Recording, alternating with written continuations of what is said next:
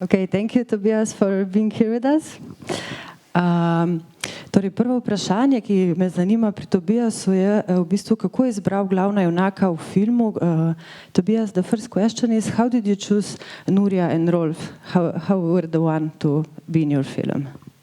Yeah, very good question, because I like them very much. And Julius is a very famous actor in Germany, and he was fixed at this film when we start, pre-production, and he was our financial key for this project. And then we thought how we could cast Nuria, and it was very clear that we want a local person from there, not from Germany, with both, a father from Spain and a mother from Germany, or otherwise. And then there was a casting, and then we invited her.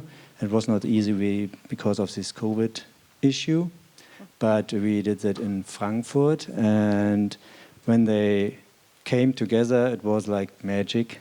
Okay. So, and Okay, torej Rolf je v bistvu zelo znan igralec v Nemčiji in je bila tudi malo strateška odločitev, kako v bistvu film promovirati na način, da imaš glavnega igralca, ki je zelo poznan. Želeli so si pa imeti žensko vlogo, ki ni iz Nemčije, ampak iz Španije, in potem so v Frankfurtu naredili audicijo in bila sta en super tim, ko so jih dali skupaj. So I give the next question to the audience. Torej, naslednje vprašanje ima kdo iz publike kaj, kar bi želeli vprašati režiserja. You. Ali pa bi kdo želel podeliti vtis o filmu? Tamle imamo eno vprašanje v zadnji vrsti. Hello. I will speak in English, okay? I liked very much from the visual point of view your film and the story, but I will ask you frankly one doubt that came into when I was watching it from beginning, because if the Second World War was started by your ancestors obsessed by killing Slavic and Jewish people, why there is no Slavic people and why is only one Jewish man who is cutting in half a diamond? Do you think it's right? And do you think that the German cinematography is ready for doing such a movies without taking responsibility for your ancestors? This is my question.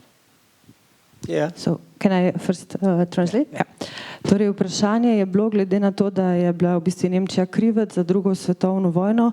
Kako se počuti glede tega, ali se počuti upravičenega do prikazovanja takih filmov in na kakšen način so Judi in tej skupnosti prikazane v filmu? I try to answer. That was a good question, because when we start, or when there's a novel, and the film is based on this novel, and when the producer came to me, I asked me, is it necessary to produce a film like that, because there are plenty of films with children and this topic? And for me it was like, yes, because in this novel it was like the point of view, it was like on eye level with the kids, and I liked the very fantastic elements in it, that the children, that, the film had to be for 6 years, or age 6. That was a rule from the distributor. And I thought that was a good idea to start with this topic, class 5, 6, 7, to ask questions about it and talk about it. And yeah, that was for me it was interesting to find out in which direction we can tell this kind of story. Torej, film je nastal po istoimenski knjižni uspešnici. Film je bil narejen za otroke stare 6 let in naprej in je v bistvu to je malo kot prostor, na kakšen način v bistvu lahko razmišljamo oziroma se pogovarjamo o tej temi. Do we have another question? Imamo še kako Sorry. We can talk later if you want. Okay, thank Imamo you. še kakšno drugo vprašanje iz publike? Bi še kdo želel kaj vprašati? Ne? Ok. Mhm. Hi, I'm a dog person, so my obvious question is maybe how did you choose Adi for a role, and how did the training the dog for did he need any special training, and how does the filming with an animal in one of the major roles, let's say, differ from the filming of the shooting of a film without a dog in such a major role? Torej, vprašanje je bilo, kako je potekalo snemanje s psom, kako so izbrali psa Adija in ali je delati film s psom ali brez kaj drugače. Yeah. So the dog was in the novel too, and was like, okay, I have to work with a dog outside in the Pyrenees with 2 kids, so I know that would be very complicated because when you work with kids in this age, you only have a small, or you have not much time a day. 3 kids could be 5 hours a day on set and 3 hours in front of the camera. So that's the rules of the government. So you have to very quick to shoot it. And question with the dog.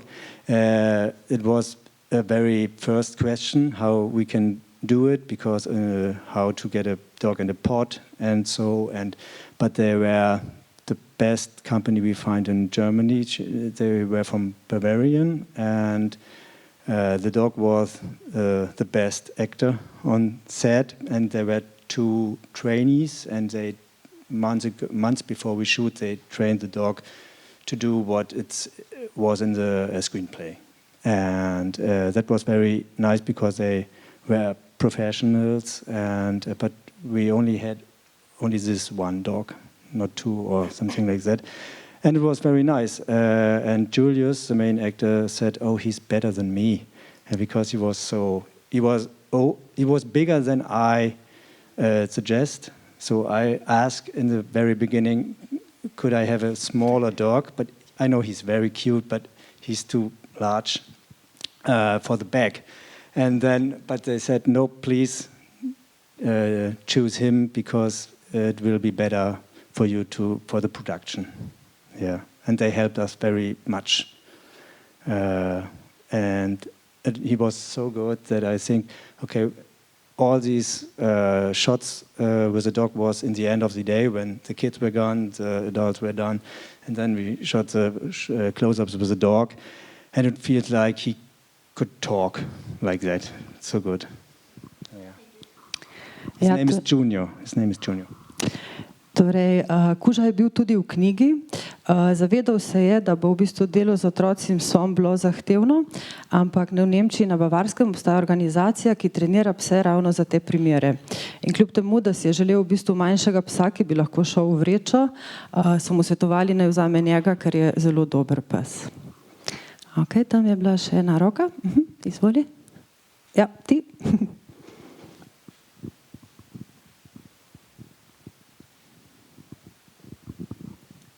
Hello. I have a comment about the movie and then one question. I found the movie very good. I really enjoyed it. And I really liked that the focus of the movie was on a German father and son. It is true, like one of the predecessors said, that the Germans were dead set on killing all the Jews and Slavs. I disagree with this a little bit. I think it is good that we have movies like this one that show that the German nation is not a monolith, but that many Germans themselves opposed the Nazis before the war and were themselves prosecuted during the war and ended up sharing their fates with the Jews, with the Slavs, and with many others in the concentration camps. So from this point of view, I think that it's a good movie, and in general, I really like German movies about the World War II, because this glorification of war and heroism isn't present in them, as opposed to the movies from, American, even Yugoslav movies, movies of the victorious states in that war. The question I have is a question I'm asking on behalf of my daughter. She's a little bit shy, but she would like to know what happened to the father. Torej, vprašanje je bilo, kaj se je zgodilo z očetom v filmu, po filmu v bistvu. Yeah, thank you for the question and for your comment. I don't want to answer what I think what happened to the father. It depends on the audience or every single person and children. And for me, it's very, I like it when children think the father will be there in the end, maybe, and he's not dead, because I like that optimism and hope. So for me, it's very okay when you think that the father is alive. But from my experience with festivals, it depends on the age of the audience and the children, what they think. Yeah. Thank you very much for your comment. Torej, v bistvu si ne želi odgovarjati na to vprašanje, želi, da otroci si sami na to vprašanje odgovorijo. Tudi zavisi zelo od starosti in skupine, kako si interpretirajo ta odgovor. Ok, imamo še? Izvoli. Ja, ti? I have a question. Why did you decide to film a movie like this? Torej, zakaj se je odločil, da naredi tak film? Yeah, and me, my job is to be a director, and I like what's the job of your mother? Supply chain manager. Yeah, okay. So I choose this job, or it came to me, and then there was a producer and offered me the screenplay, and yeah, that was a pleasure for me to do it, and I do it often. This is my 5th feature film, so I will do it project by project, and yeah, to pay my bills. Torej, ja, v bistvu je režiser je po poklicu nekaj, kar se je odločil, da bo počel v življenju, tako kot se je tvoja mama odločila za svoj poklic. Strani producenta je dobil scenarij in se je odločil, da bo naredil ta film. Ok, še kakšno vprašanje?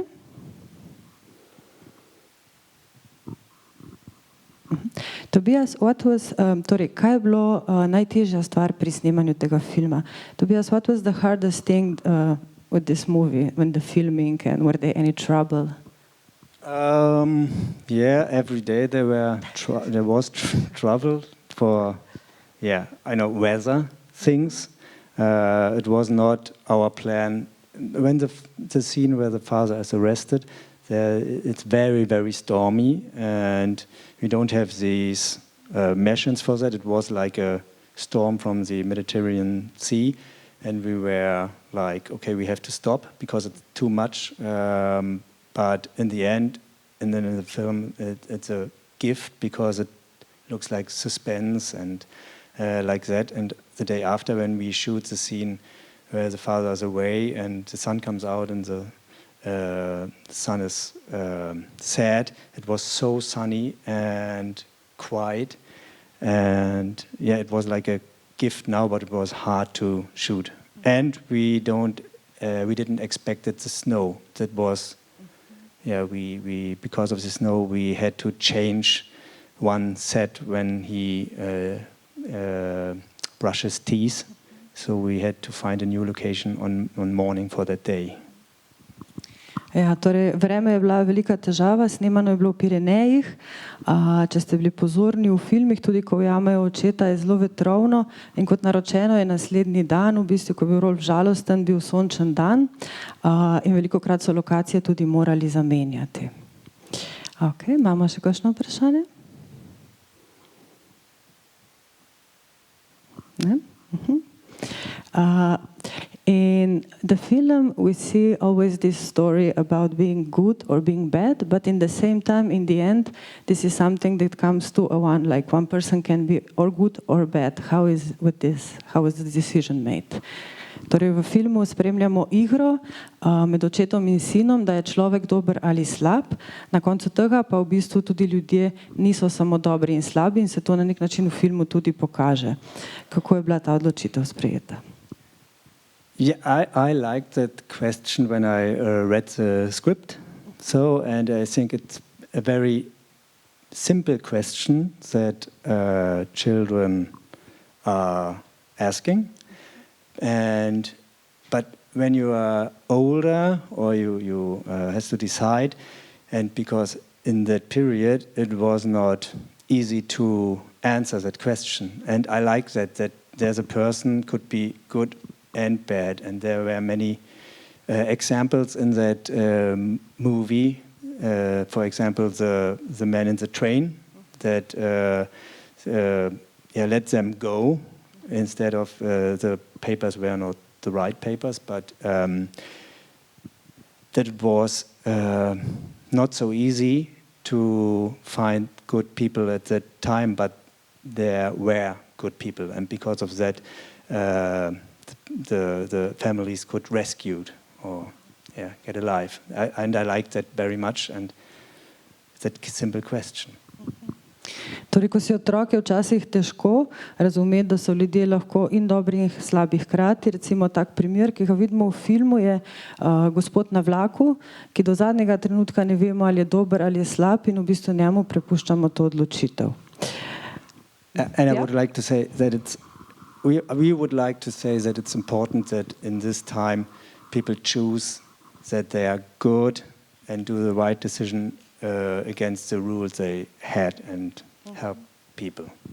Ja, zdi se mu pomembno, da v današnjih časih se zavedamo, da se lahko odločamo o tem, ali ravnamo dobro ali ravnamo slabo. Okay, za konec, kako vidi film sedaj, ko je že nekaj časa zunaj in ima kakšne pomisleke ob tem, ker je to kaj drugače. So, Tobias, for the end, how do you see the movie now? It's been screened a lot, you've seen it so many times. How do you feel about it? Has the perspective changed? I like it.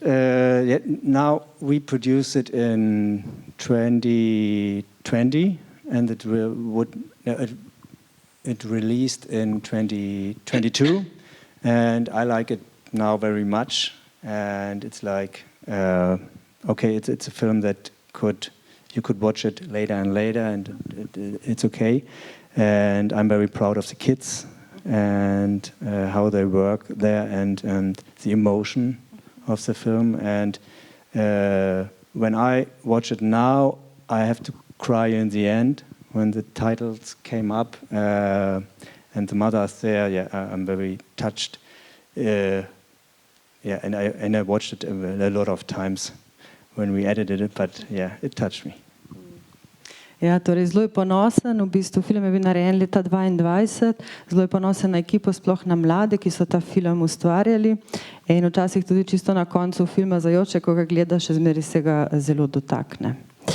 Okay, thank you, Tobias, for being here with us. Thank you for this lovely... Can I ask a question? For sure. Do we have time? Yeah. There's a book in the movie, the 35th of May. Anybody knows that book? Yeah, is it? Or who knows that book? One person. Okay, but it exists for real. It's from Erich Kästner, a German author, and it was in this time when Rolf had this book with him. It was forbidden in Germany because it was very dangerous to have it with you.